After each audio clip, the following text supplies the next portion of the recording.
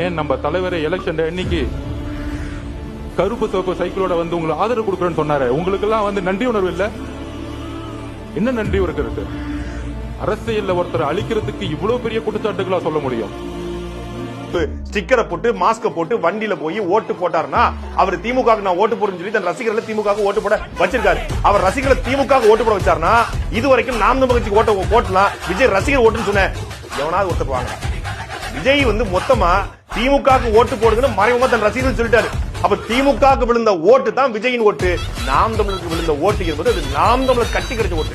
நாம் தமிழர் கட்சிக்கு விஜய் சொல்லி தான் ஓட்டு விழுந்துச்சு. 2020 சட்டமன்றத்தில் நாம் தமிழ் விழுந்த வாக்கு வந்து 32 லட்சம் ஓட்டு. நாடாளுமன்றத்தில் கிட்டத்தட்ட 37 லட்சம் ஓட்டு, 5 லட்சம் ஓட்டு தான். 32 லட்சம் ஓட்டை நாம் தமிழ் கட்சி தனிச்சு போட்டிருக்கு. அன்னைக்கு விஜய் ரசிகர்கள் ஒருத்த ஓட்டு கூட வந்து ஏன்னா விஜய் ஓட்டு விஜயின் மூலமாக அப்படியே திமுக போயிருக்குன்னு ஆதவருக்கு நான் சொல்றாரு.